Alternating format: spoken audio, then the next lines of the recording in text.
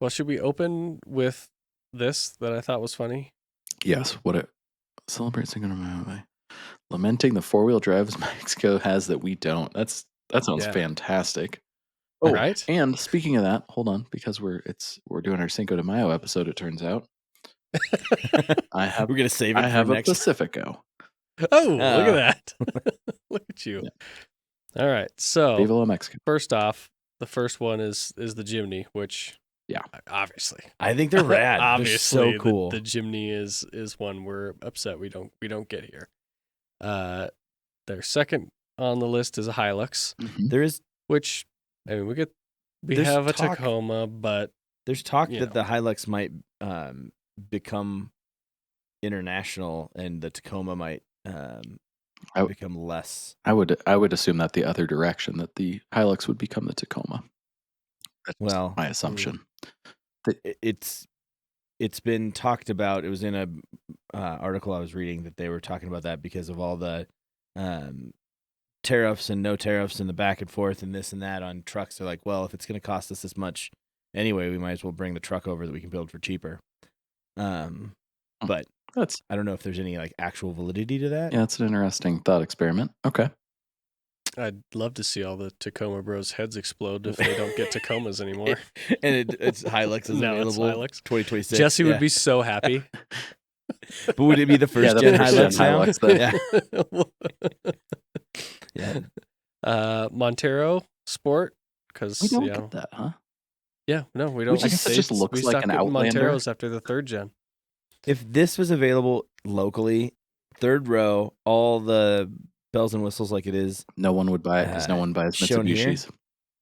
It would be. That's true. Yeah, nobody buys Mitsubishi, but I'd be on the list for the Haley Honda stuff. Pilot or RAV4, things like that.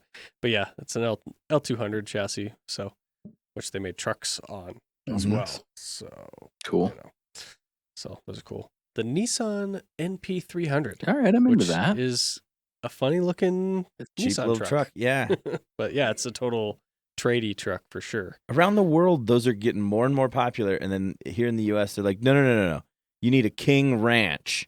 you can't work unless you've got massaging leather seats, all made from the same cow. That's America. Is that a Navara? Is that the same thing as a Navara? The Nissan? No, the Navara is a mid-sized truck. Yeah. All right. Renault Duster Orange. A lot of Renault. Which looks like a Subaru Baja to me, but it's similar to what the Volkswagen truck was, isn't it? Doesn't it look like that? You think of the Amarok?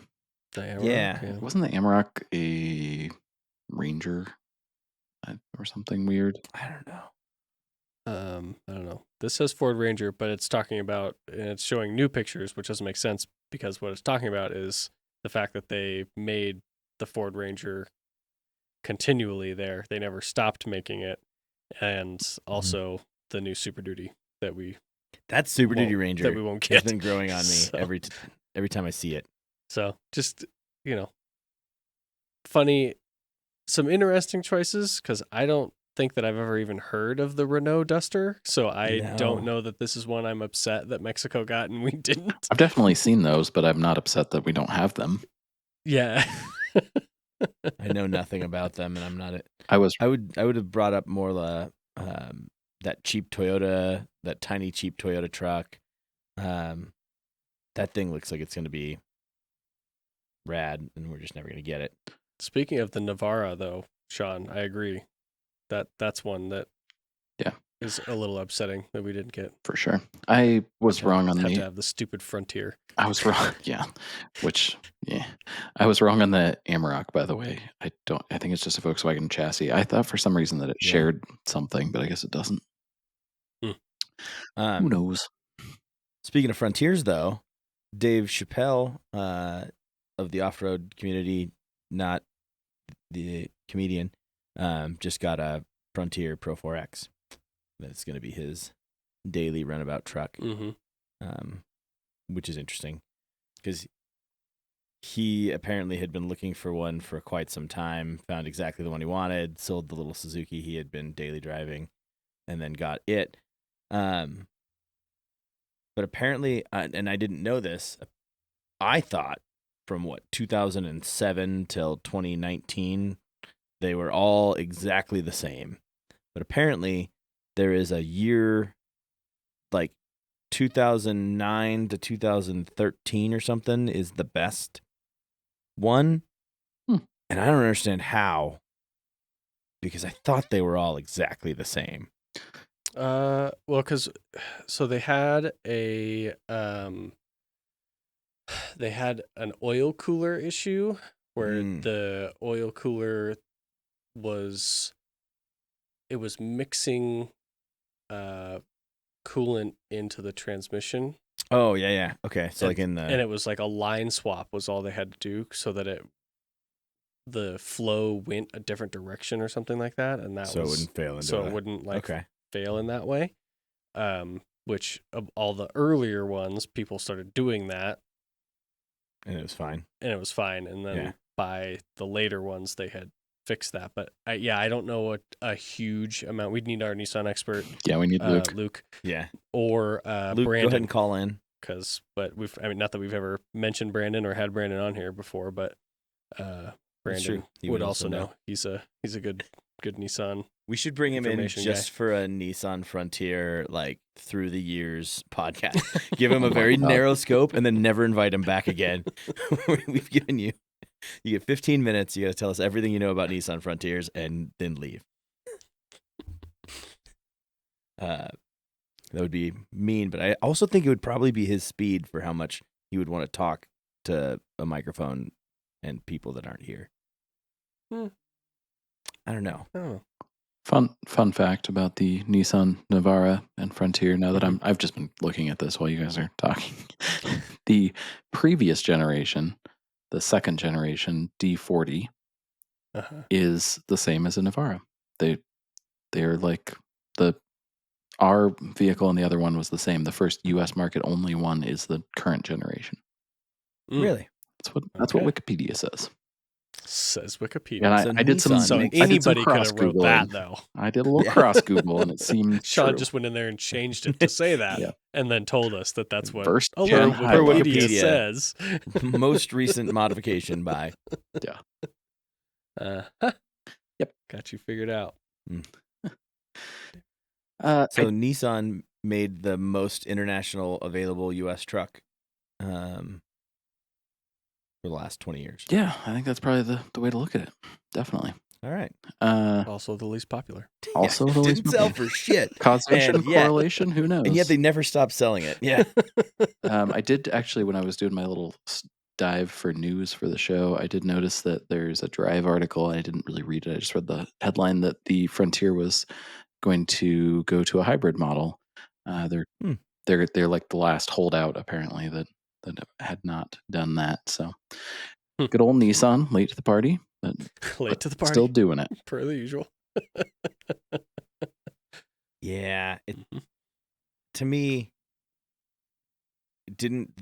Nissan's just confused at this point because other truck manufacturers went hybrid and then have like slowed that process down. It doesn't seem like they're pushing the hybrid models as much, or at least advertising them as much. But whatever happened, so Nissan was going to get bought by Honda. It didn't get bought by Honda. They were going to work together, but then they didn't. And then now they're just not failing like they said they were going to fail within the next 60 days. Yeah, I think there was more to that story because I remember reading it. Did we talk about it here once after the fact? We've gone over it a little bit, like kind of as it developed. Yeah. But I know, talks were terminated, but now what, as Mike said? Yeah, that's what I'm just like. Oh, you know, I guess we're all right. We're gonna go hybrid, I guess. Like where are they getting the money to redo their chassis? The CEO of Nissan stepped down a month ago. Didn't somebody move out of country or sneak out of the country? Was that Nissan or was that somebody else? There was something like that, though. You're right. Yeah, it was like he shipped himself out of the country in a box. Yeah, I got nothing here. Merger, blah, blah, blah. Oh, God, Reddit is such a dumpster fire of commentary. I love it sometimes, but I also absolutely hate it. Yeah, just like Yeah, okay. Honda Nissan may still be, it's up in the air. All right. It's So up in the air. former Nissan CEO, Carlos, I don't know how to say his last name. Oh, give it a stab. Let's hear it. Yeah. Come on, Mike. Come on. How white are you? Let's go. Hosen. I'm guessing silent G. Hosen. Spell it. Ghosen. Hmm. Gosen. Gosson? He doesn't look like a Gossen. I wouldn't know what a Gosson looks like. I don't know. He's an old guy. What do you mean? I would never. I don't think anybody is a Gossen. I've never heard of that one before. Except goose. There's multiple geese. They're Gossens. Anyway, facing financial misconduct charges. Arrested. That was good. Arrested. I remember that. Okay. Yeah. Yeah, so he was facing charges in Japan, fled the country in December of 2019, hiding in a large musical instrument case. Nice. Excellent. He's now in Lebanon as an international fugitive. How do you? He was by the time he was 30, he was the chief operating officer for Michelin tires for South America. So there you go. And now he is a fugitive. And it's like his escape, according to the internet, his escape was widely criticized. Well, yeah, he ran from the cops to a country that doesn't have extradition. You're like, yeah, well, we better criticize that. Oh, because he's... Vid. It says... What is... Okay, so he's from Brazil. Mm-hmm. Citizenship in Lebanon, France, and Brazil. Interesting. Just went to Japan and decided that he was going to ditch tax evasion. Yeah, I'm just curious how he pronounces it now. Yeah, right? Oh my God. According to multiple unverified reports, he hired a Those are good full ones. Gregorian band to play a holiday concert at his Tokyo apartment where he was being held. Then, with the help of a hired team of ex-special forces officers who specialize in extracting people from captivity, he crawled into an instrument case, perhaps a large double bass, and the band carried him away when they left the apartment at the end of the party. Wow. Genius. It's Sean won't be able to hear this. Gone. So it's just gone. So the HOS And N. Well, the N's, yeah. So the HOS GHO. So the S is silent. and the H. Well, gone. Gone. GH. The way they spell it for pronouncing it is just yes. GOWN. Apparently, he stole $32 million from Nissan. Allegedly. Carlos Ghosn. Yeah, All he's right. gone, all right. He's gone in a fucking going to Lebanon. instrument Yeah. carrying case. Apparently, he also just didn't pay the people who snuck him out. Wow. So Ducked on paying it for that too? Jeez. They should have known. I'm not going to pay my taxes. What a guy. Yeah. That's a hell of a That's story. pretty funny. It's a New York Post article. We stuffed Carlos in a 3-foot box to escape, and he owes us $1 million. Oh my God. This is crazy. Yeah, I mean, he still claims that he's innocent too. He's not. Well, yeah, you got to escape. He and his innocent. wife also say that he did not get smuggled out of the country, that he actually just left on his own free will. But I don't know where their proof is for that. Who knows? I'm like a dog with a bone on this. It says it's a Spanish name with a French pronunciation. Last name, the GH in Gone is pronounced as a hard G sound, like similar to go. Let's go. Gone. Hmm. So, okay. Interesting. So many things we're learning today, guys. On What? Where are we learning it? Oh, it's the I think it's the Campfire Passport podcast.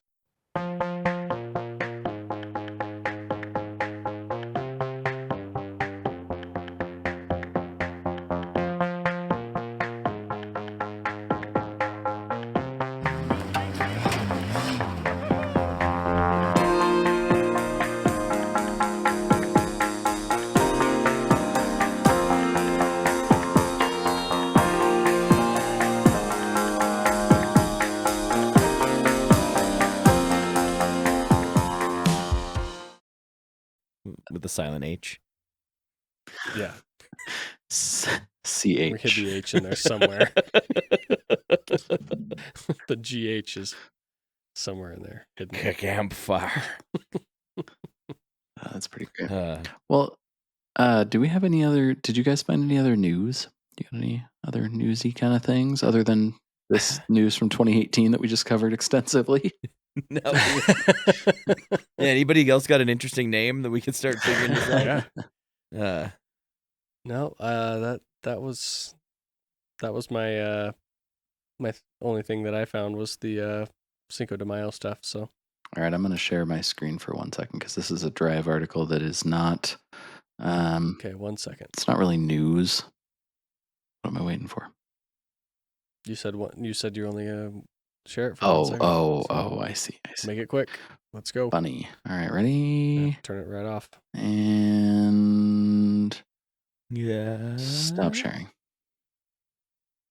I never saw anything. Oh, dang. Didn't even make it 1 second.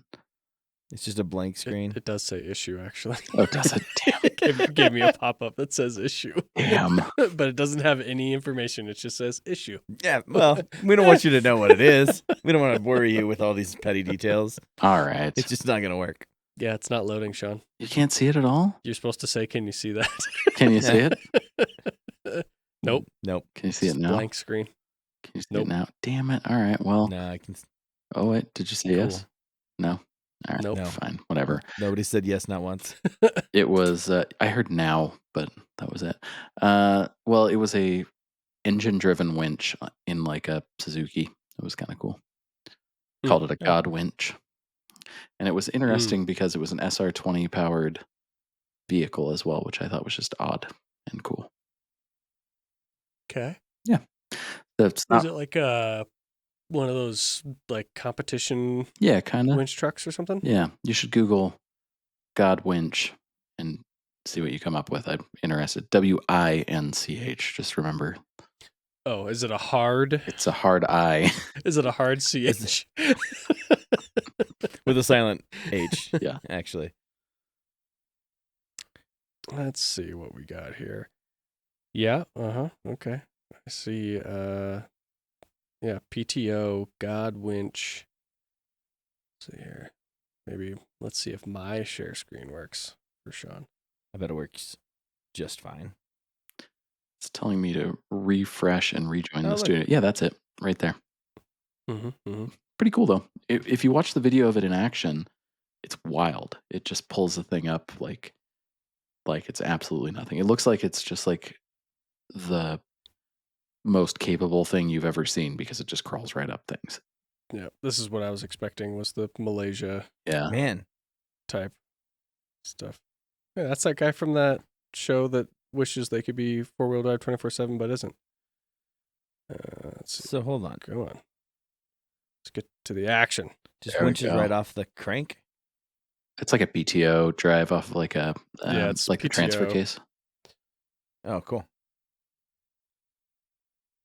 This doesn't seem like it's Speed and this hardcore. is like the Oh, here we go. this is like Camping class. Camping class? this is That's I a wanna- camping class, I Rick? want to compete in that.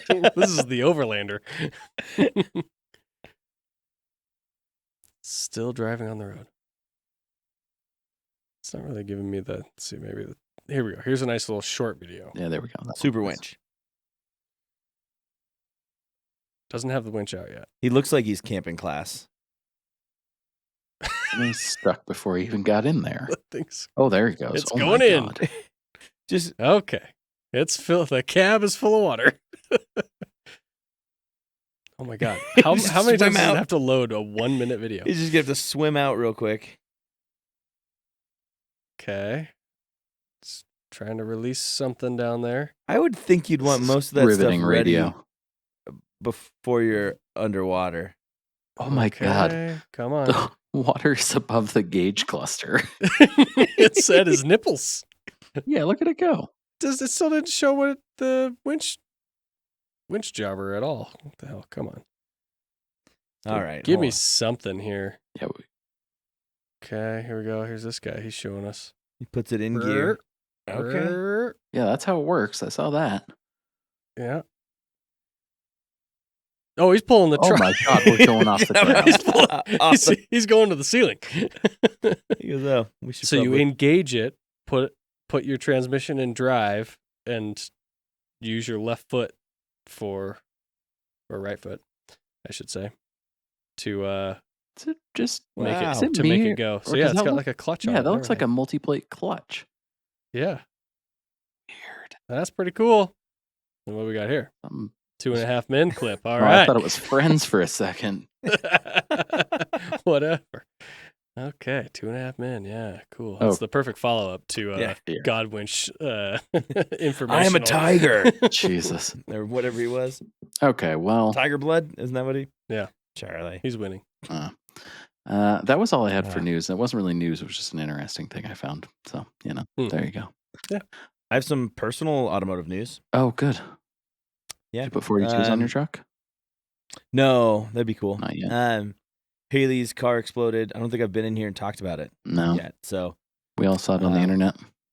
yeah, I was Mhm. merging onto the highway, and the rear drive shaft exited the entirety of the car, and took the transmission and transfer case and rear end kind of with it.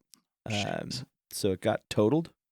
Turns out, mechanical failures, the first thing to go isn't covered, and everything else is.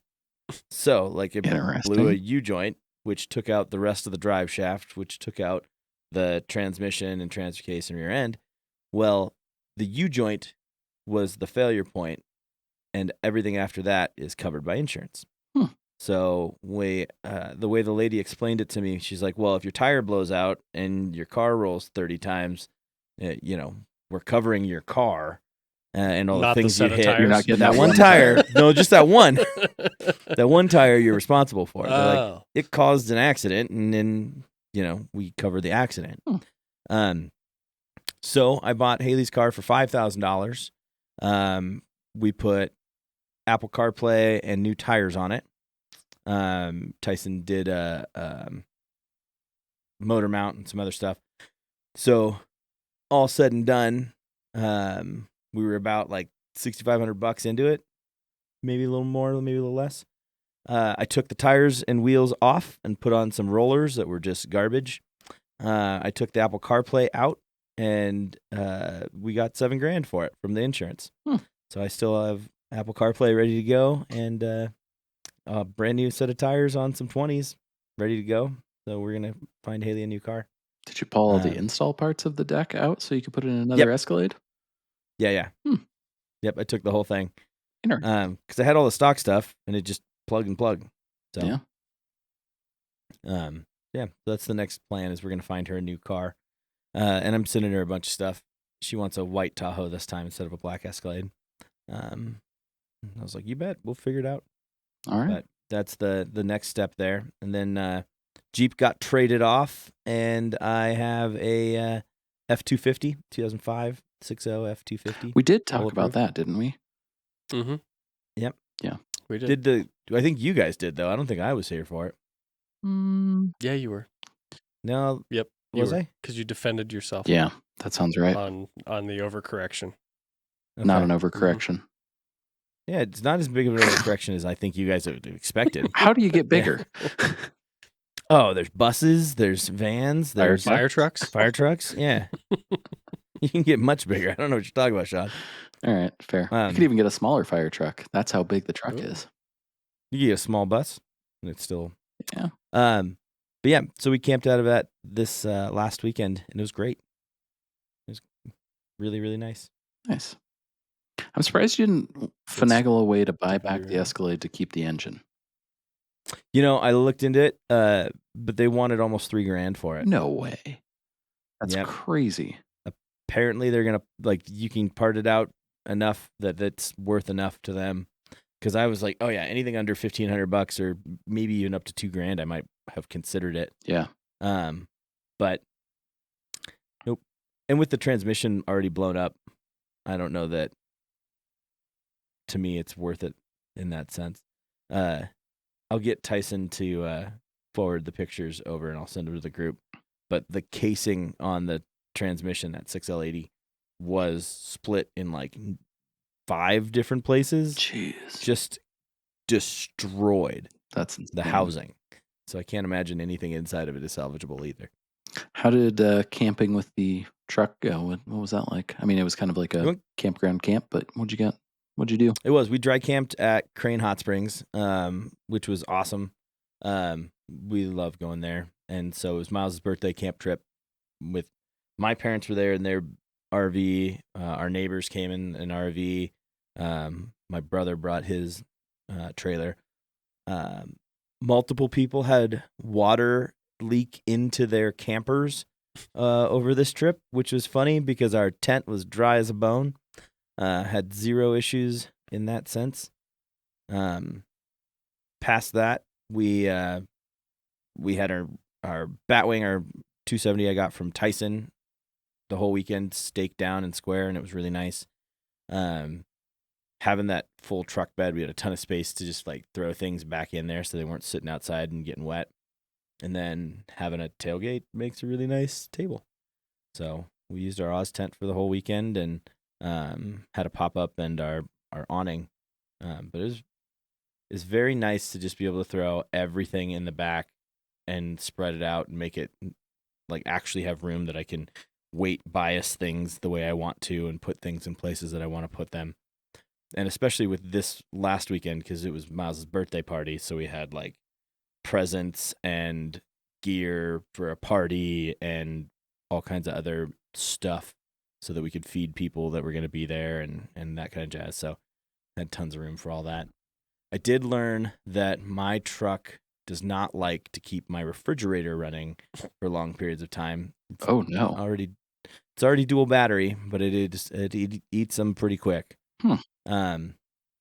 So we're gonna try and figure out a house power thing, and just make something happen there. Didn't have to use our heater. It seems like you could be the kind of person that benefits from like one of those like Red Arc power blocks or something of that scenario, because the Go Box thing. Yeah, because when you switch to another vehicle, of course, or get another thing, there's I don't know what you're talking about. then you could just kind of go between rigs, whether that's temporary, like you got another Jeep, or permanent, like you got another Jeep. No, I think that's the plan. Is to get something that is portable like that, because we already have the one that we bought a while back that we use for our diesel heater, and it's a little bit small to run a lot, but it'll run a fridge for like a whole day, or to run the diesel heater for like a whole night. But it doesn't last with both of them for very long. But we bought like I said, a couple years ago, and it's a smaller setup. So I think the plan is to get something portable or modular like that. Yeah, that makes sense. I think we'll probably also end up with a cheap, like bumper pull trailer for these types of trips. Anyway, the prices on like 90s and early 2000s pull behind bumper pull smaller trailers have dropped significantly. You can get something for like $2,500 to $3,500, and I'm like, and a campground, which we have like 4 campground trips. It'd be nice to have all that stuff separated and ready to go, and then I can have our overlanding camp gear in its own space and not have to like try and make stuff work for one thing and work for the other thing. I can have them separated. Have you thought about a 4-wheel camper? We thought about it. Great experience. Have had a few of them. Sorry. No, I get it. Full circle. It's a Ford, right? So he's kind of he's kind of. I want to be able to have them separated. Yeah. I'm not going to bring a camp trailer to our, Alvord trip or any of that stuff. I don't want to have it all the time. I want Colin, a tent. Can you make the title under Mike's name? Will bring a trailer on the Alvord trip. Yeah. If we're just staying at the Alvord, sure. I'll drop Haley and Miles there. Most likely to bring a trailer. Yeah. I saw, I didn't send it to you. I saw on when we were out this weekend, I saw a just busted trailer so bad. Now, it was a crappy trailer, pretty obviously like a home built thing. But I was gonna send it to Colin just to be like, see, this is why you never bring a trailer, because I knew it'd be near dear to his heart to hear that. Yeah. No, I don't want to bring a trailer on that kind of setup, and I don't want a camper to be on the truck permanently. I want it to be separated. I want to have options. Sure. Because, I mean, it rained, it hailed. We had like 15 mile. There you go. We had like 15 mile an hour winds, and our Oz tent like is rad through all of that. That's good. No issues. I didn't even set up the diesel heater. I didn't do anything. I preheated it with the little buddy, got in and slept through the night, and it was comfortable and warm and dry. And it's really good tent. Takes like 30 seconds to set up once you get it out of the bag. So I think I'll stick with that for most things. Cool. Or my tent cot when it's just me. There you go. That's my favorite setup. When it's just me and Miles, and we could just throw the tent cot in there. I know. I think Seamus used it this weekend, didn't he? Yeah, He did. So I don't know how that went because Tyson hasn't told me how it all went down. But Everything that I saw was it went well, and it actually went better than the OVS tent did for Tyson and Kate. oh no, Because we also got rained on. yeah.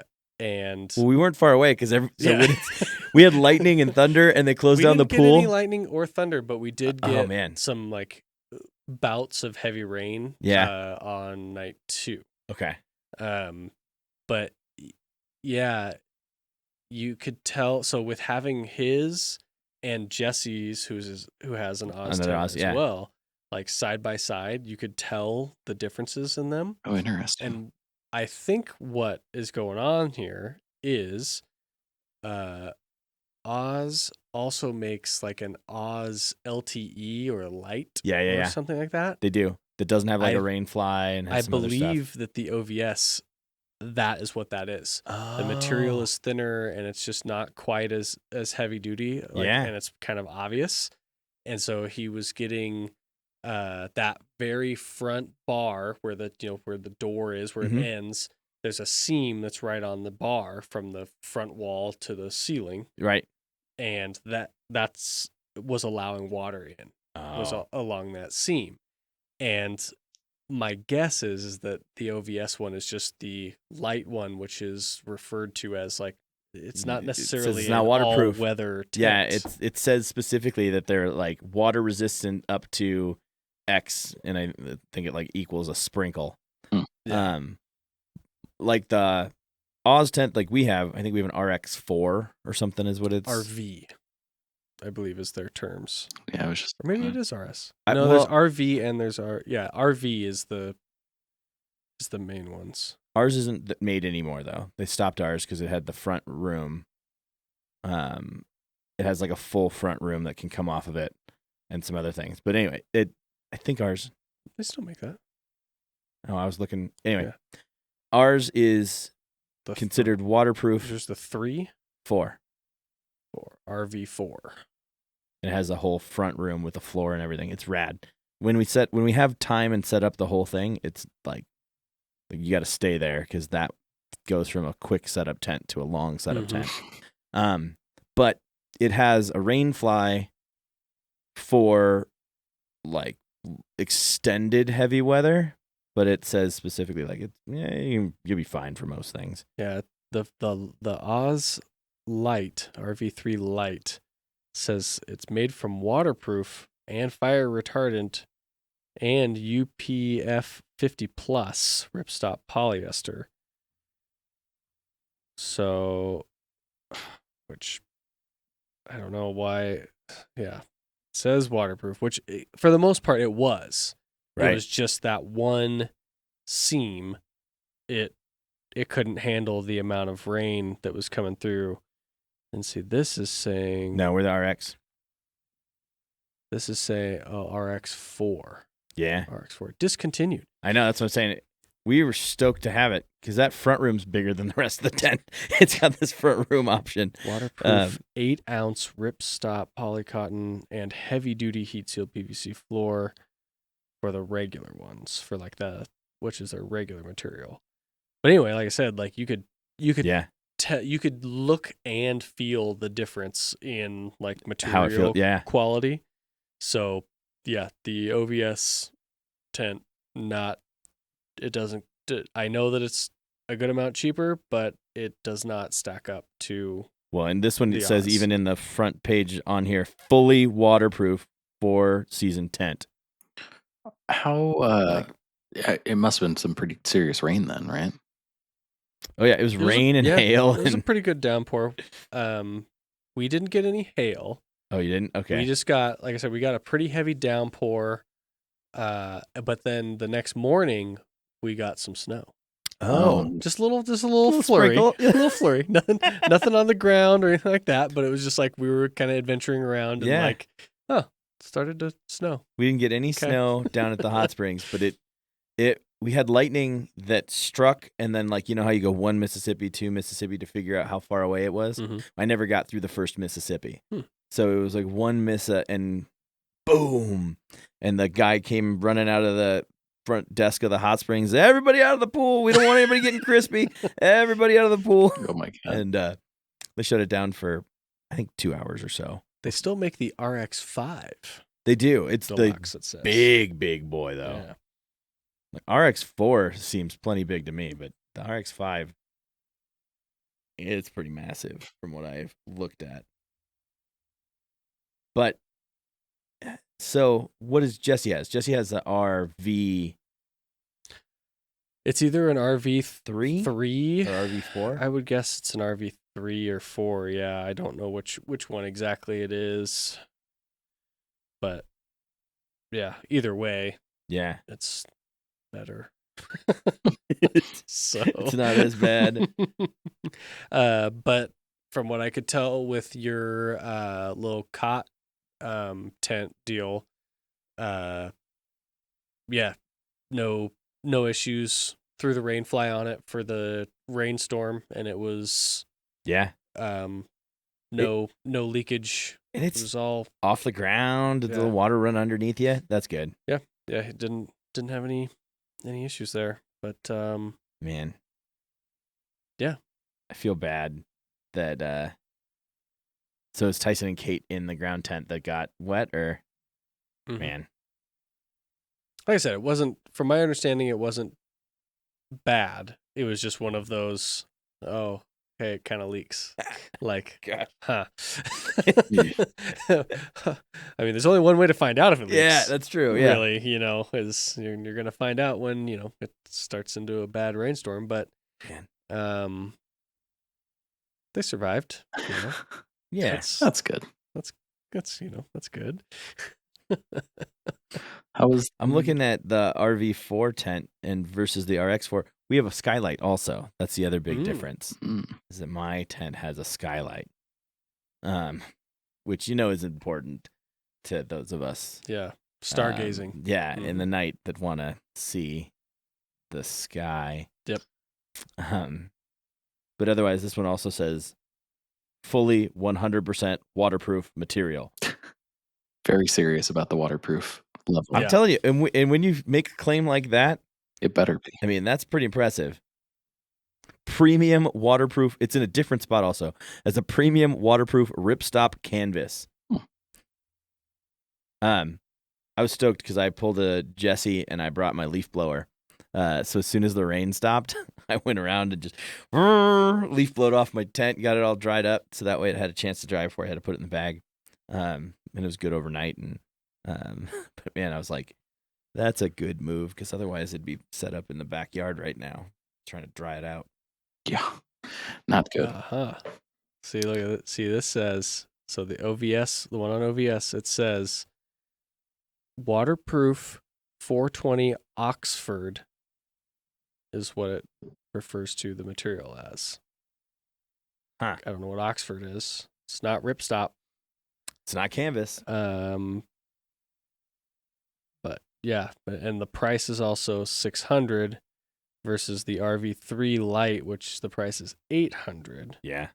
So maybe even the RV3 Lite is better potentially. Well, because it does say it's a certified fire rating, and UPF, so like sun blockage and waterproof. And it refers to it as ripstop polyester. Huh. So somehow, do they maybe not? Is that maybe describing the rainfly, and they didn't get a rainfly? Doesn't have a rainfly. No. No. Okay. Neither of them do. That's silly. Mm-hmm. Well, on the same token, Sean, how's the weather on your trip? It was pretty varied, but overall good. We went to Moab, obviously, for that's something that you guys know, but just I should say that out loud. Luke and I went, and the first night it was cold. It wasn't like crazy cold, but I didn't really realize that we would be as high in elevation as we were, so we like came down, but then back up. We were in Gateway, Colorado. We weren't in the Moab area yet, so close, but we were still at like I think like 7,000 feet or something, and it was. I think the like forecasted low was somewhere in the 40s, and I think it ended up dropping into the mid 30s. So it wasn't like horrible, but it wasn't super comfortable. My dogs apparently forgot how to camp, so that was quite fun. They couldn't figure out how to not be in the way. So that was, anyways. But no weather that day. That seems right. Next day was beautiful, sunny and awesome, and lots of sunblock and great. And then the night was awesome. And then on Sunday it rained. So we had rain while we were on the trail. Not crazy, just a little bit. And then lucky no rain in camp. And then it poured pretty good overnight. We had some little storm, but it wasn't, I mean, like nothing that would matter. Our rooftop tents are on the roof and not on the ground. And so no water seepage on either of them. So, yeah. Speaking of that, you got a new tent though, right? We got a new 23-0 Kabari, which is pretty cool. I'm pretty into it. It is about the same size as my old tent, significantly more comfortable. Really? A little heavier. So I think I need a third roof bar now because it rattles on those like gnarly roads. It was bouncing around like crazy. Didn't you have 4 at one point? No, I've always run 2 bars. You're thinking of Aaron that had like 6. Aaron, okay. I was like, there's a green Land Cruiser I saw once that had a lot. Mm-hmm. That was Aaron. I picked the tent up from, there's a shop in Castle Rock called Spirit of 1876. And I picked it up there. Yeah, this guy's like all over the internet. So I picked it up there and I put it on. He was like, you might want to think about a third bar. And I was like, whatever, man. And he goes, I just worry about your gutters. I've had an 80 series and the gutters are a problem. And I just said, well, you should look at this one on my passenger side that's fucked up from me. And he was like, oh, okay. And I left and didn't think anything about it. And then as soon as I got it, it wasn't ready to install. I had to take it to Luke's house and install it there, which was a whole side quest. But once we put it back on the roof, I realized that it was hitting my, like those slats on the roof. The bottom of the tent flexes on the bars enough to hit it. So I got to figure that out. He was right. Well, I hate that he was right, but he was. This guy who knows what he's talking about knew what he was talking about. Yeah, whatever, Damn. dude. I don't want to throw him under the bus because he was a very nice guy. But if you met this guy in person, you would understand what I mean. But yeah, and that thing was awesome. I very into the tent. Much like, what's better about it? It is. It feels like 25% nicer in every way. That's what I would say. So, than what you have. Yeah. So the zippers are nicer. The little, attachments on the zippers are nicer. The latching system is nicer.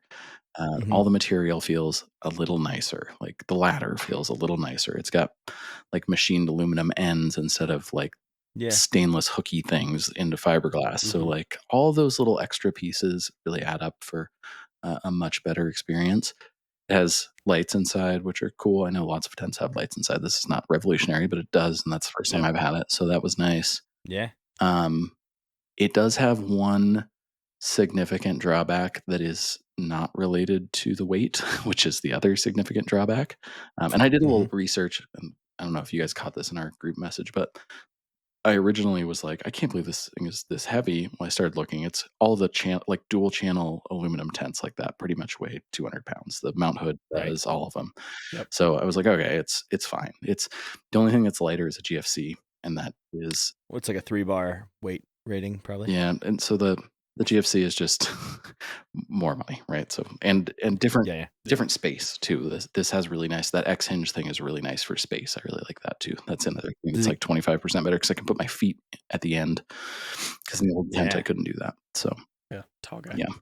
I can't imagine somebody like 6'5". That would be horrible. You couldn't sleep with another person over 4'10". I could almost sleep sideways in my old tent. So I Sure.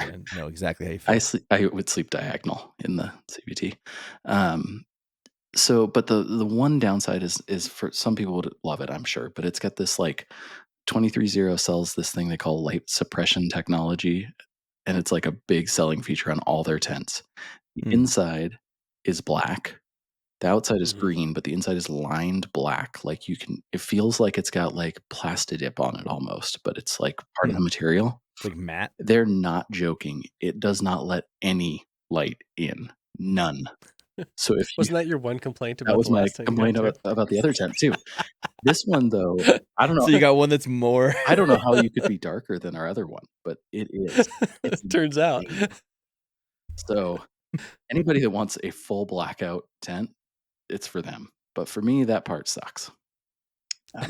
Luckily, it has some extra windows that the other one didn't have. It has a window like at your feet, and then one above the back door, basically. So it can keep that upper one open as long as it's not 35 degrees outside, and it works out pretty well. So it still could be a little bit more light. That would be neat, but whatever. It's fine. It seems pretty well insulated. I don't think as well insulated as the CVT was. That like quilted liner that was in the one. Mike, you had the same tent. Yeah. That makes a difference. Like that thing was really warm. So that'll be a bit of a problem. It does have a heater port though, so I'll be able to plug my diesel heater in there and have a nice little space for it. So there you go. Yeah, I brought mine. I had it all like ready to go, and then it was like 50 degrees the first night. Yeah. And I was like, oh, okay. Yeah, it was warm for us first night too. And the second night got down to like 45. And I was like, nah, I'm not going to use it. Got colder where we were second night. Did it? Yeah. First night was nothing, but there was more water out there than I have ever seen. There's never driving been through Burns this much water on the playa. Really? Ever. The river flooded.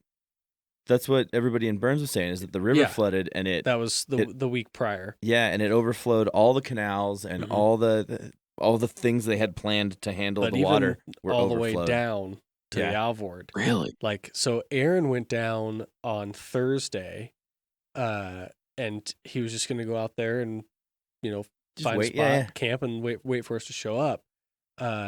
And he said it was pretty touch and go.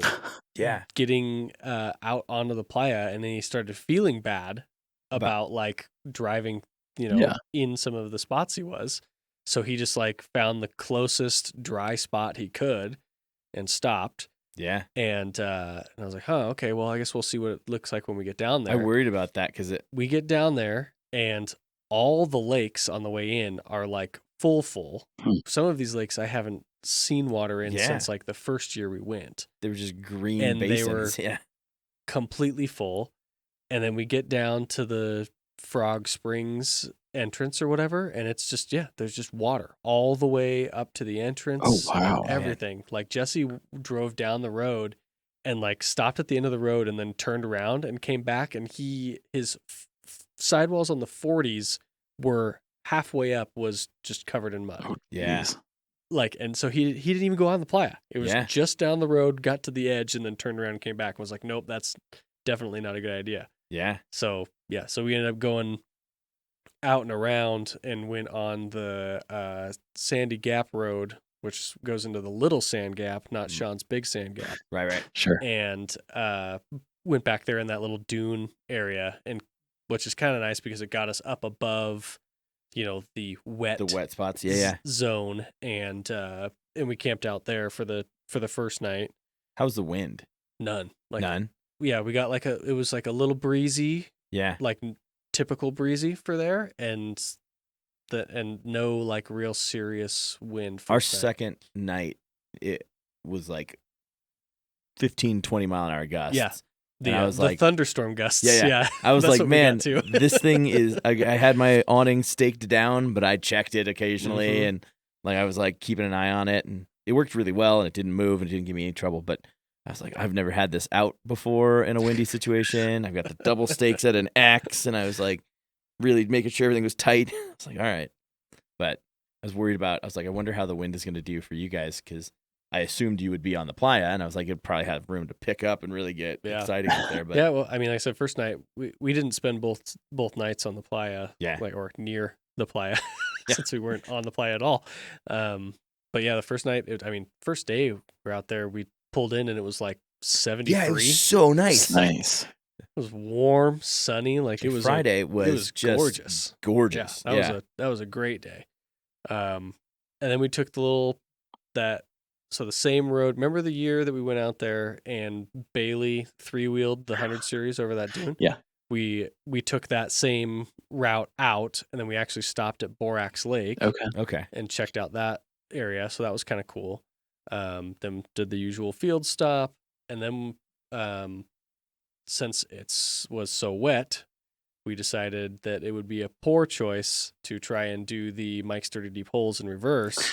Yeah, I was like, I don't think it's a good idea this year. Yeah, bad idea. So we just took the pavement out to French Glen, or a little past French Glen, and went into the Diamond Craters area and found a spot kind of around the Diamond Craters stuff and posted up there. Found kind of a cool spot pretty close to the refuge. Yeah. And tons of fucking birds out there, like crazy amounts of birds. I was just guessing in my head about the things that you guys might do, and I was like, well, I know there's that little like RV circle that has the big overhang, like maybe they would end up there, but I know you talked about doing the Dirty Deep Holes in reverse, and Jesse sent me a message because we were talking about 40s, because he keeps sending me 40s every time he finds one.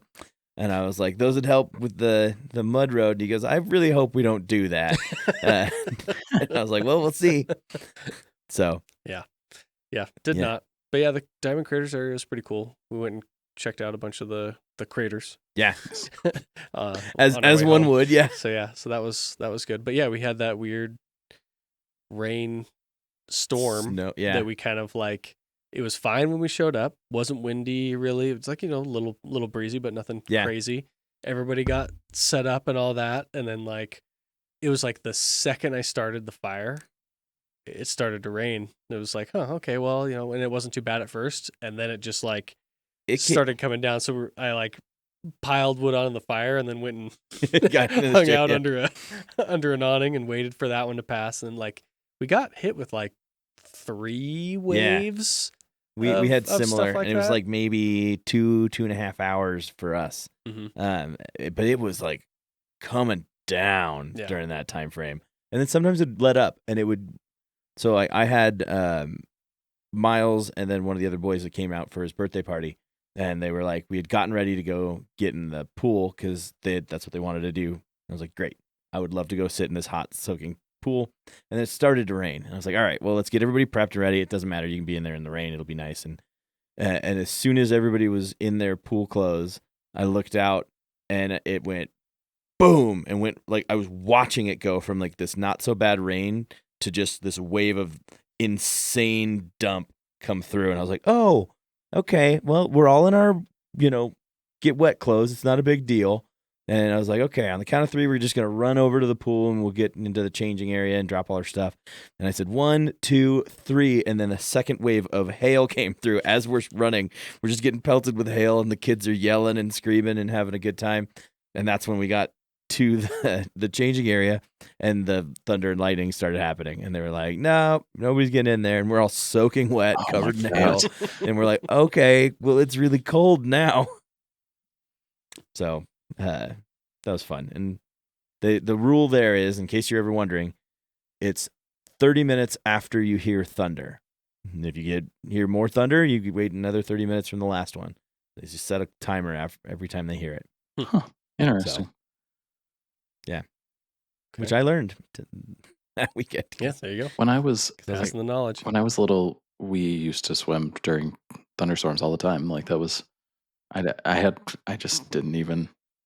I don't know. There was no supervision, so To be fair, they also have a giant like turbine on a large metal tower right next to the pool. So that's good. That's Like, good. It keeps it away. it's a lightning rod straight to the water because the turbine spins the Oh, the pump. water. So as the wind turns the turbine, it pumps the water.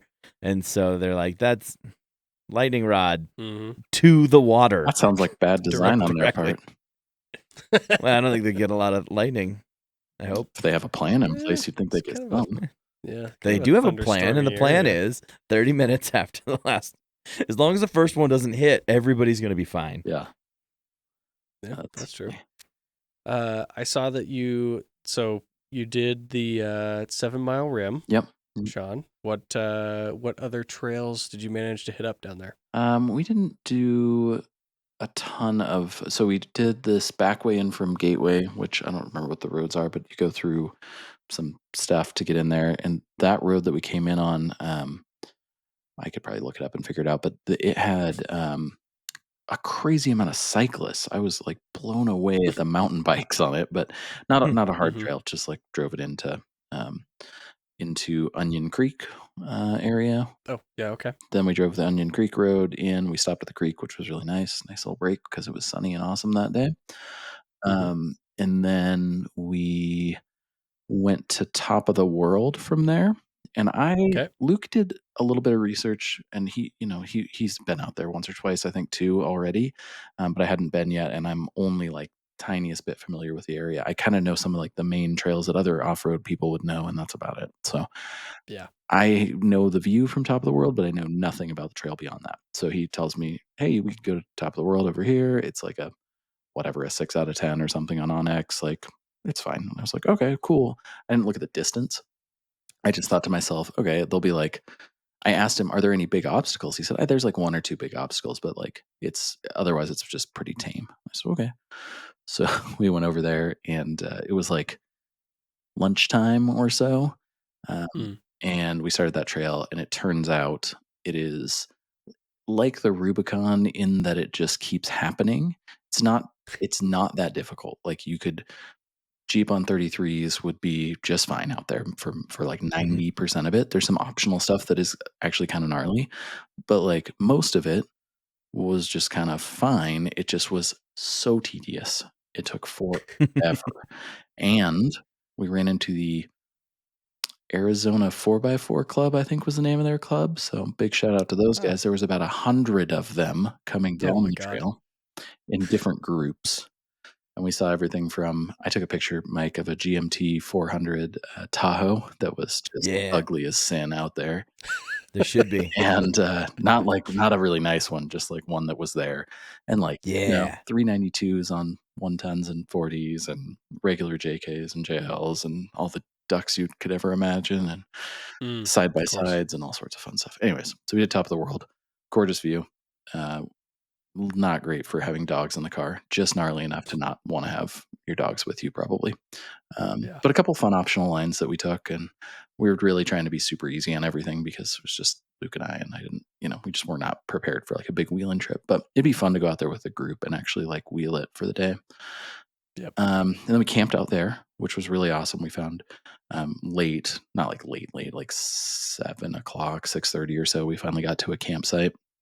It was gorgeous. Obviously the area is just gorgeous. In general, It's yeah, just it's hard gorgeous. Like, hard not to win out there. yeah, you can't like stumble upon a bad view. So, Yeah.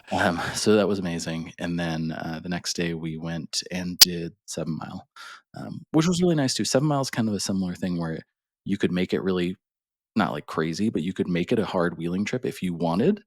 But if you don't want to, you can just kind of cruise it. So it was Yeah. okay. That there was some off camber stuff that not a huge fan of, and I think that's part of Moab, right? Like that's kind of the thing. Yeah.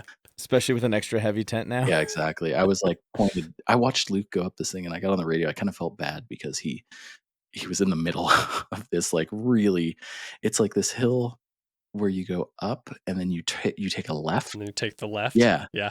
And from the other side of the little canyon, it looked incredibly sketchy. And I was like, Yeah. Luke, does that feel as sketchy as it looks? And I just get, yes. He just kind of creeps along. We made it just fine. His comment was kind of the same thing I was, is that there wasn't like a bunch of debris of other cars at the bottom of it. So it was like, all right, we're not the only Yeah. idiots that's ever tried this. So it's okay. Yeah, no, what's funny is like before I did that trail, I actually found like some article about it or whatever, and it said that there is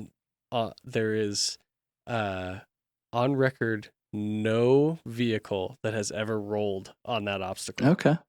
It just feels like- made Feels sure like- but it made sure to mention like it's going to feel like you're going to roll, but just know that no vehicle has ever It's- been known to have rolled on It's this got to be that obstacle. sweet spot. It must be that like sweet It spot really is. where you have tons of grip and it's okay, but you feel off camber enough that you pay attention probably. Yeah. It is. Because I bet if you were a little it's- less and when you're you like, oh, I'm start not it, worried about it. You yeah. go up it and it's like this weird like bump Yeah. to come like And then up, you got to turn. Yeah. and as soon pretty as you sharp. get over the bump, you're turning left. Oh man. Like sharp, and it is just on the side of this like round mound of slick rock, Yeah. quote unquote slick rock, That was right as it was raining too. So it had just stopped Funny, really that's heavy how rain. it did it for me too. And I was Oh, like, man. God dang it. There was actually a really cool line there that we kind of like sat there and stared at, but it was pouring down rain. And I was like, this does not seem like the best time to try, giant stair steps out here on this giant slick rock. But Yeah. and it was really cool though. That was a really nice trail. It wasn't quite as relentless as Top of the World. It was Mhm. the same probably like rating and technicality. It really wasn't like any less difficult or more difficult, Mhm. but there was a lot less of that stupid small rock. Like I Mhm. hate that like 6-inch ledge after 6-inch ledge. It's like Yep. why I don't want to drive on this. Bump, bump, bump, Yeah. bump, bump, bump. Yeah. So that was an experience. And then we got done with that and camped in a so-so camp spot until I turned around and realized again the view was absolutely stunning. So we were like, oh, this is kind of a dumb camp spot, and I was kind of grumbly about it and wandering around and getting stuff fixed, getting camp set. And I set my chair out and looked behind where I had been looking and went, oh, okay, never mind. No more Not complaints. too bad. Turns out we're doing all right. And then I will say one of my favorite pieces of that trip for like the getting there and getting back. So like we figured the distance is similar to getting to the Alvord, which is kind of fun. It's like 5 hours basically. So Mhm. it's Okay. a little more, but not much. And Yeah. but the cool thing is you leave there, right? And you drive this little 2-lane road. Colin's been there, so he knows. And then you get to Mhm. I-70 and you can drive Yep. 90 miles an hour on I-70 almost all the way to Denver. So now you do have a 11,500 foot pass with a Mhm. giant Right. tunnel, and we found a snowstorm on the way home, which was crazy. Nice. But yeah, it's pretty cool to drive. Like I love how barren and open it is in Eastern Oregon, and that's like part of the draw too, is that you can just kind of bomb out there and it's fun and there's rarely any traffic or anything. But like Mhm. freeway life's all right. It's kind of nice to go fast on the freeway and have truck stops along the way and all those fun things that you don't have to think about anymore. Like just whatever. I Out once there. did that 11,000 foot pass with the tunnel I had a red JKU, and I had no doors on it Jeez. when I did it. I had a buddy that was like, we were going to Denver, so I was dating a girl over there at the time, and me and this buddy got in the Jeep, and we're like, it was the middle of summer. It didn't get cold or anything, but like his soda popped. Oh yeah. Like Mhm. we were outside, and both of us are like getting to the top, and we're going, like I'm just driving, man, and I'm like out of breath. So I don't recommend that part. You should have doors. You should have some sort of cabin pressure. But it was exciting. It's a cool pass. Yeah, it's beautiful. If I remember correctly. Beautiful road for a Yeah. freeway, that's for sure. Yeah. Um, There's some cool trees and stuff around. Yeah. Yeah, definitely good overall. I will go back, and that was the other takeaway. Was like, all right, well, we can go back like for another 3-day weekend pretty easy, and I know Colin's going to absolutely hate me saying this, and I'm so sorry, Colin, because we've talked about it so many times before, and you're so right. We should all go there. We should set Yep. up a Yeah. trip. I think it would be It's on my- amazing. We could camp it, or we could do an Airbnb kind of thing. But honestly, there's a million places to camp, and it's all gorgeous. And we could take hard trails or not, and it would be amazing. My dad really wants to go. A bunch of folks that, like, here's my thought, because my grandpa and my dad also want to go. So I was going to ask you, and you as well. The thought would be they would want to drive RVs out there and camp in like one base camp area, and then go hit trails and stuff. Is it kind of set up so you could do something like that? There's or- some RV parks that you can go to, that are in town and like slightly out of town. And But they're things like that. parks? They're like RV park Yeah. parks, Yeah. so full hookup Many. and all of that. So Because that would be what they want, and then like my dad would trailer his Jeep over, and my grandpa would probably do the same if he was still interested in doing that. But that, to me, like, that seems like the way to do it, to have a base camp, have a space where you can just come back to it. Yeah, that's why we were always thinking like get a house, Yeah. even if it doesn't have enough rooms. Throw some tents up in the couple people, backyard. a couple people can camp. We can rotate in and out. Like, Well, especially it with the wouldn't be setup that we have hard. now. I mean, we could throw 3 full-size, pretty decent tents in the backyard of whatever Airbnb, and that could just be a bedroom. Yeah. You know what I mean? Mhm. Yeah. Especially since like a rooftop tent would be a pain because you got to shut it down every day. I don't know. Ground tents life is not bad. I'd just ask for some help, and Yeah. we'd take it off Kinda. and set it on the ground. Yeah. if I Yeah. was gonna need it. No. It's it really is a bucket list place for me, because especially since we It's did the very cool. Rubicon and it lived up so hard to its name. I'm like, all right, we got to go try some of these other Yeah, places. we could go to Moab and spend a week and try and wheel every day, and there would still be Oh, there's- trails that we didn't do. Yeah. Yeah, and I want to go do It's Sand wild. Hollow too. I want to go to Sand Hollow too. So I have this dream scenario where my white truck stays camp truck, and I end up with a TJ or a YJ that I can, or something similar, that I can wheel and tow behind it and go set up a base camp and go explore. But Moab is high on the list. Yeah. Definitely a Well, spot. Speaking of finding you something to Oh, right. Oh yeah, take something. wheeling, Oh well, that's what I'm I into. have 4 options here I bet one of them that could I bet I would pay money fill for at that least one of them. fill that need. Here we go. So I'd like to look at the stats here before we get started. I'd like to look at the stats. I think that I am the most pro pay money of anybody in the group at this point. I feel like I've well, said if any yes. of our listeners would like to go back through the episodes I and take a like- look. Yeah, take a tally of everybody's yes and no's, I feel like I let have. us know. Just email us at secretrscp Oh, at gmail. you know what? At this .com. point, I got 49,000 unanswered. You would know. I would know if if you somebody could sent send- you an email in there. You could send me a lot, and I would have no idea. Where shall I start? Newest. Newest. Newest, okay. All So right. that would be. What year was that? Okay, so it's this one. So I love how I always I say, oh yeah, this one, and I go to that tab rather than share screen of that tab. Yeah. I'll just pull it up real quick. All right, so this right here is no. a '97 Expedition, Oh, $8,000. My loss, your gain. It says That's so. Already a great start, Yeah. Mike. 97 Wheeler, mud truck, show off rig, whatever you prefer. I like Too that he much gives to us list options. on this rig. Please inquire within, as I'm too busy to post a big story. He said. What? before pretty this long wall of description for text. him being too busy. It's a daily driver on 40s, custom hand-built cradle lift with an AccuAir management system. Period. No capital, no space. Bunch of new air ride parts and spare parts come with the rig. Again, period, no space, no capital. Only reason I'm posting it is I have no time to look into the front diff again to see what I messed up on. LOL. Period, no space, no It's capital. hard When to do that, by the way. Yeah, when Yeah, it in a automatically does that for you. Yeah, 4x4. I know your pinion is not supposed to go back and forth while moving. Crying, laughing face 4 times. Again, period, no space, no capital. My loss, your gain. He already said that. Again, with the same mainly looking for trades only. Oh, here we go. Here's a space. Wait a minute. and Why mainly only? I don't know. Mainly looking for trades looking only. for trades only. Yeah. Here we actually have proper grammatical here. We've got a period, a space, and a capital letter.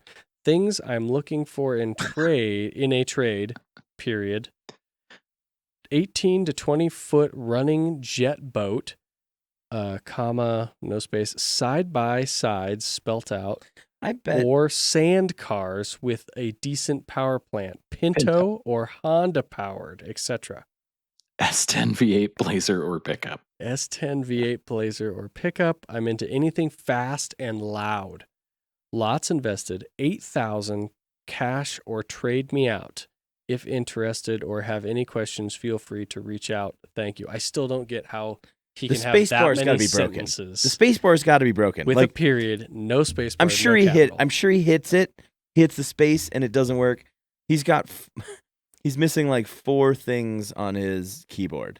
It's got to be. All right, Marty, let's see this truck. Okay. Curious if it'll play. The video that he has is a video that is a picture. Good. And that's it. Oh, there we go. It's a slideshow. It's a slideshow. Okay, oh, how I see. good. So yeah, it's got the typical SEMA bro truck, Carolina squat. like weird arms lift. Yeah, monster truck stuff. Yeah. So, but what got is a the hood front cowl. axle? I can't. What's probably the stock?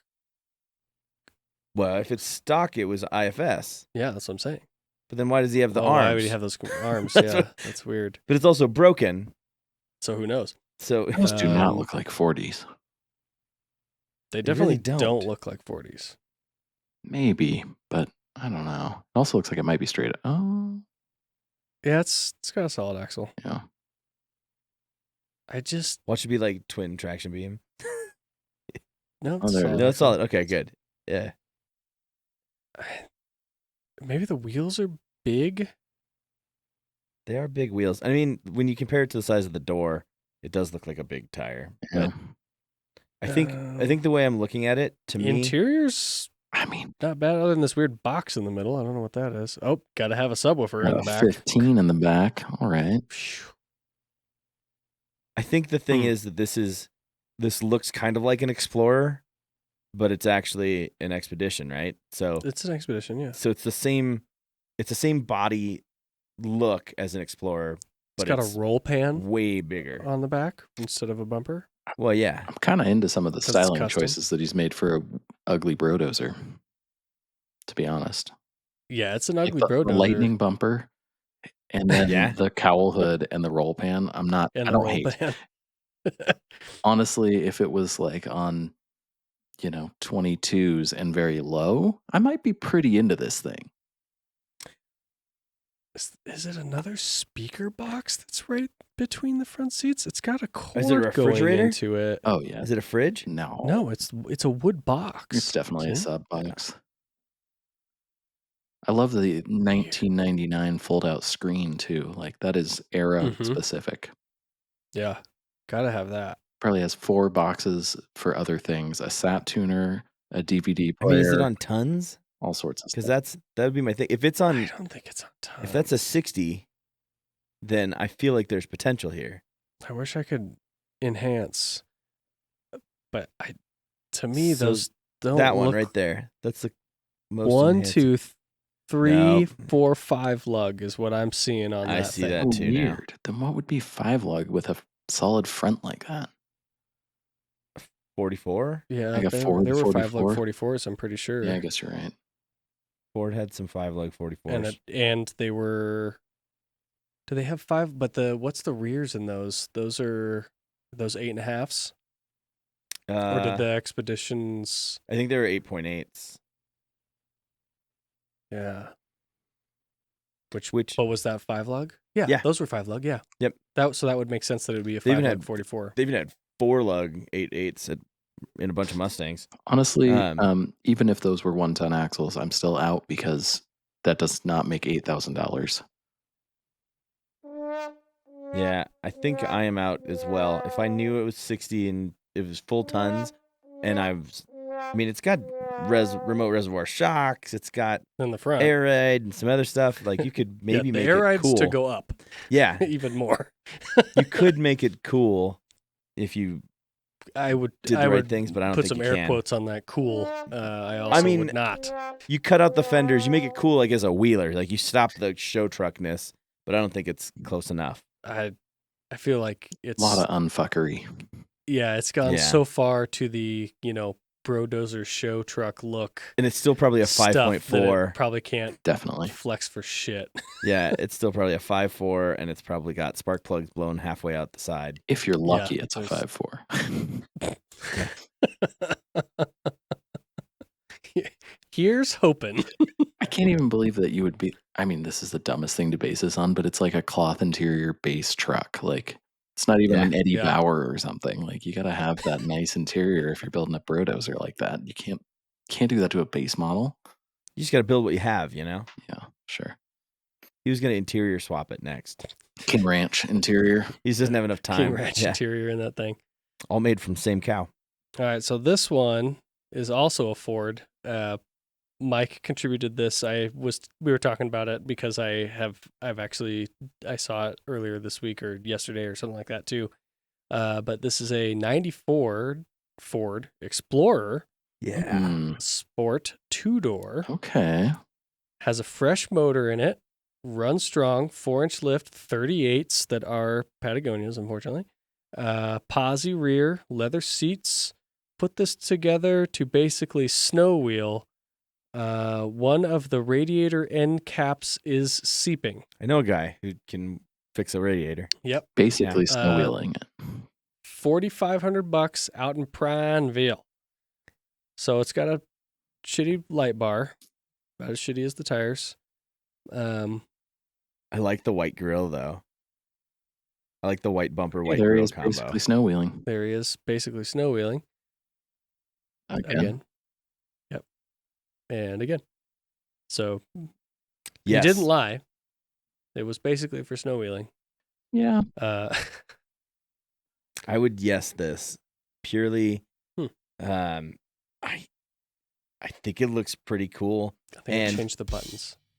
Oh, there we go. There you go. And Oliver's proven that the front end can do the Rubicon. So that's not the same. Oliver's isn't exactly stock. I'll bring extra. I'll bring extra batteries and some welding rod. Yeah, I'm sure Oliver's isn't exactly it's not stock at all. This is just this. I think might have, like it says, it has 4-inch lift, which is probably just springs. Yeah, but they had like a 44 front option in those. It's a 44 TTB. Yeah, that's the only option they had. That's what I'm saying. So I feel like if you do it right, it's open still, which I think will help. I think I'm in a yes on this. I like the 2-door. I like the white bumper with the white grill combo. I think that's. I'm not against it. I don't know. I am having a hard time with this one. I think I'm a no. Yeah. I think like younger. I need more desert trucky.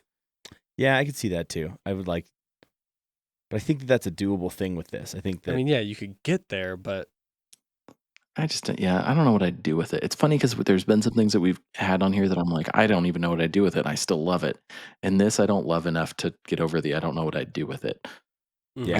I could basically go snow wheeling with it. So that basically that's pretty cool. But yeah, no, I feel like at $4,500 I could get like a really nice one that was stock. Yeah, and I'd rather have that to pay money for it than Prineville's snow wheeling special. Special. I hear you. It doesn't look like it's poorly done though. It doesn't look like he has great taste in light bars. and whatever sticker paint thing on the thing there is. Oh, it's the But, like- shitbox stamp of approval. Cool. Oh, That's Is what good. that is, from what I can tell. Oh, But like the bumper doesn't seem bad. It's got a decent winch in it. I don't like the boner bar on the Is that bumper. a decent winch? I think so. I think it's it's a a super winch, maybe yeah. based on the color, but Got yeah, a nice Fairlead. I'm no as well. I understand why you like it, Mike. I'm not gonna say Yeah. Yeah, I get that too. No, and if I pulled up in it and you guys wouldn't want to own it, but you would give me the right amount of shit Yeah. about having it. it's the regular. And you wouldn't yeah. Yeah. Yeah. And I think if I pulled up with a trophy truck, you'd give me the regular amount of shit. Not that I have It'd be the a money for a different trophy thing. It truck. would be, wow, I can't believe you made such a good decision. Yeah, I'm surprised that you would. You finally made yeah. a good decision. And then it's good. I got strong we are shoulders. impressed. I don't mind. I can hold this. Okay. All right. So we've gotten through that one. So we're going to go. Okay. This guy right here. Sure. When it's only getting older. We've got well, you said start with the I newest. know, but that's cool. I was just thinking 77 about it. Chevrolet Pathfinder, it says. Oh man, 4x4 van. So we've got fresh Oh, paint. look at those windows. Those are With a rad. base clear PPG rebuilt auto transmission by Distis Transmission. at the best. It's got a 205 posi rear, 33s, new alternator, new starter, MSD, rebuilt Quadrajet on the Chevy 350. New LED turn signals, stainless grille, battery, exhaust, worn hubs. Great start to camper van project. I want to point out Where is this this is located? 8 lug, by the way. This Yeah. is in White City. Okay. It is. I mean, I 8 thought lug. that I would think that would be more expensive. I do love that back window and the visor. Yeah. Like that's That's I mean, that is rad. quintessential. Needs a front bumper, but we can build something. Yeah, I think You want to build a winch I bumper out think of it I'm, anyway. I'm in on this, and I don't even want to turn it into a camp van. I just want to drive it because it's cool. Oh yeah. There's a lot. She's got quite a few pictures on here. Actually, I'm curious to see. Oh my god! I Oh, want that's more so now. cool. Man, With the 70s. skylight? That interior. Oh Oof. man. Yeah. Yeah. Yep. New exhaust. 205. Okay. Probably a turbo 400 if it's a man. That's so rad. And nothing in the back. Yeah. So it's It's ready to go. You could just haul totally haul ready. motorcycles. You in send it. that to me. I'm gonna send it to Haley as one of the options for our for her next car. We'll get the kids sitting way in the back. They can't kick your seat if they're Yeah. 15 feet When they're away. all the way back there. That seat is cool. What I'm trying to The figure 14 out. bolt rear? Yeah. So it's solid axle on leaf springs in the front. Yeah. Yeah, with a 14 bolt in the rear, and that's a 60 in the front. Sure, that's not a That's pretty- 44. I I don't know. think Either that's a way, it's 60, yeah. awesome. I don't care. Still in no matter what. The 44 has smaller tubes. They always look like the tubes are too small for the pumpkin to me. Yeah. If I was going to make a guess. But yeah, I'm a yes. I'm a yes on this. I mean, there's a lot of lugs on that wheel. Yeah, it's an 8 lug for sure. So And if it's a Yeah. 14 bolt rear, could is be it a on- 1500 they say, or is it a 2500? Oh, this would be a it's 20 or a it says 30. 30 on it. If it's a 30, it's a 110. Yeah, it's a 30. Yeah, Yeah. it is. I see 3 right there. I think course, there was this picture. That doesn't really. There you See? go. That doesn't Yeah. really mean anything I mean, for the front badging because it's doesn't not necessarily mean factory, anything. but Yeah, but I've never seen anyone fake a badge. We know that the badges show truth. well, the back axle is probably stock because it's a 1-ton van. yeah, Yeah, exactly. 14 bolt. I So, think that's a 60. yeah, Kingpin 60 probably. Yeah. I think it's awesome no matter what. I Yeah. think as much as I'm not a van guy, I think I would I could van I this. would pay money for this particular van. Yeah. How much was it? It's only 13 And I feel like that's pretty cheap for what for van a, people for want. a SAST 4x4 van Yeah. that it's- has been painted. Yeah. Yeah. And body worked Like, and has the cool visor. yeah, Yeah. It's definitely a pretty solid start for doing cool stuff. I'm Yeah. not gonna lie. It needs With to a be Chevy like, 350, you can keep it running for the next 200 years. Yeah, I'm not gonna pass any fuel stations, No, no. but it will, but it'll run. it'll drive there every time. Yeah. that's pretty cool. And I bet it probably stock on a 30 is going to be a turbo 400. So Should be, yeah. Or transmission's never going to 350. explode. It could be a 350. I think all their 2500s and up had a turbo 400. Hmm. I think only the passenger cars and the light duty trucks were 350s. Okay. Because I was searching for a long time for a 400 when I had that LS that I was going to put in something, and then I didn't. Okay. Well, then we're gonna move on to the last one here.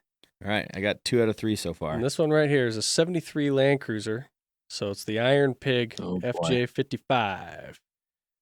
Listing my dream build. I finished 4 years, 10,000 miles ago. I'm out of town man. 18 of the next 36 months. Ridiculously fun to drive. Cruises at 80. The only 80s chassis 2UZ manual trans FJ55 that I know of.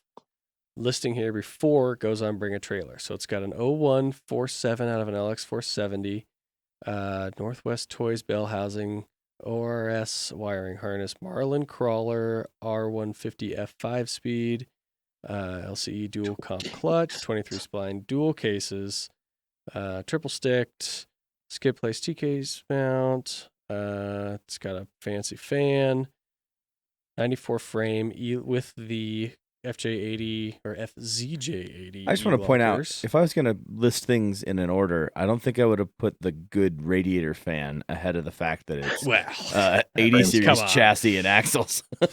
I mean, I don't know. Maybe that's just me. fully service access brakes, RCV chromo 55 front gallon shafts, tank. Holy shit! locked hubs, sleeve radius arms, OME shocks, vintage air AC. Wow, it's got AC. Yeah, 50. How does he have I don't 55 know. gallons of fuel? That's That's- a lot. And that's heavy. Is that a typo? Yeah, I mean, Man, like, that's 35 would be a lot. would be impressive. Yeah. I think I have a 30-gallon tank in my F250. 35s on 17s, quarter-inch steel bumpers. Got a winch underbody inside, painted with 3 layers of rust prevention and heat proofing, 2 layers of Dynamat stuff, not stuck down. What? Okay, I'm not sure what that means. Bluetooth radio, much more. Let's get to the pictures. His license plate is Bacon1 Ah, because it's the Iron, Iron Pig. Pig, I yeah. love it. Okay. I've always thought that these are. People hate them for some reason. Aaron and I have had this conversation a bunch of times. I think they look cool. I have no. I think they look qualms cool with the too. look. It's just that they're usually total rusted out Oh piles yeah, of shit. they're usually pieces of crap. Yeah. This thing is. It was amazing. actually my dad's, like one of his best memory wheeling rigs was one of these. Huh. He had a chainsaw winch. Oh my god. So you ran the chainsaw and it was a winch. That's cool. Yeah, it's crazy. Yeah, 1UZ in there. I love this. Okay, so maybe we're gonna see this sound deadening. Oh no, guess not. Those are like Tahoe seats. Don't love that. Yeah, those but are- okay. Yeah, that's it's some- definitely from a Tahoe. And they're not that good. doing what you can do there, I guess. Yeah, needs some interior work for sure. Yeah. Headliner's not bad. Yeah. For an old, Right, for yeah. like a factory style headliner. Okay. Fancy It's got shots. the fancy OMEs. Yeah. That little dial thing. What is that? No, you know Oh, what that's it his fuel pump. Yeah. It's I like, gotcha. what is that? There's his wiring. Wow, There's it's a the engine long. and everything. Yeah. It's That- got the doubler and all that shit on it. Yeah. Okay. Cool. 80 series chassis. Some gears. 20 That looks like more. Yeah. Oh, it's Some reinforcement on the extended frame. or It- shortened. Probably shortened. Yeah. I absolutely love it. I'm 150% in on this. Yeah, I don't even care what it costs. I don't want. I don't even want to know.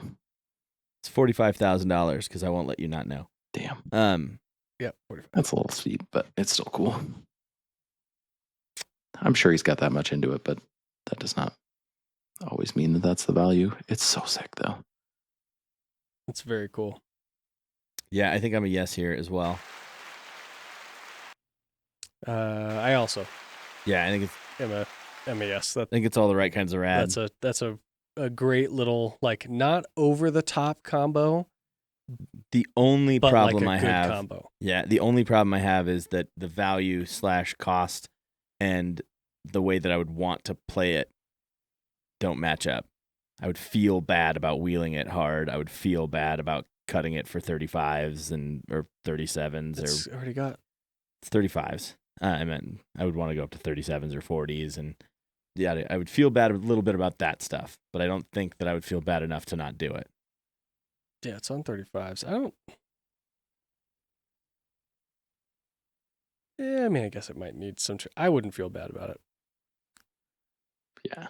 because most of them you're wouldn't gonna feel- find are so rusted out that it. But that's why Anyway, I feel. it's That's still why I gonna would be feel nicer bad. than any of the yeah. rusted out ones. No, I even know. if you cut it up. That's yeah. That's true. And to me, like I said, I wouldn't feel bad enough not to do it, but as I did it, I'd be like, "Oh, I was so clean and wow." And now look at it with 40s. No one will ever remember you if you're not willing to cut your shit up. That's true.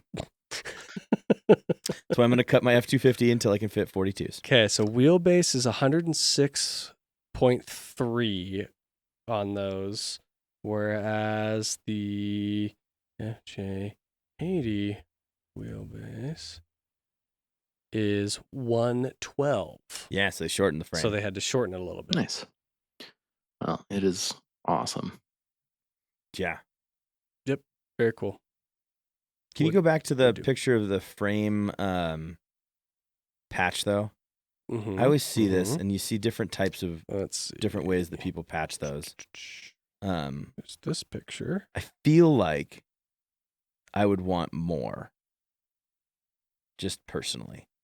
I feel like I would have wanted. I mean, maybe it's like the whole inside is like a big C channel, but just that diamond there, and you see people do. Well, I think that's just over the seam because I'm sure. Yeah. Obviously it's welded for the seam, and then. Yeah. But I would want that plate to be 8 inches long on either side of the seam. Yeah. Or something, you know what I mean? But maybe they did that on the inside, I guess, because now that I'm looking at it, you can see that there's more, like that top piece there. It looks like it rounds over. Yeah. So maybe it's C-channeled on the inside completely, and then they just did it on the outside because it would be overkill. But I don't know. I've seen like some builds. Dirt Every Day did it on a couple of different rigs where they extended or shortened a frame, and those guys do like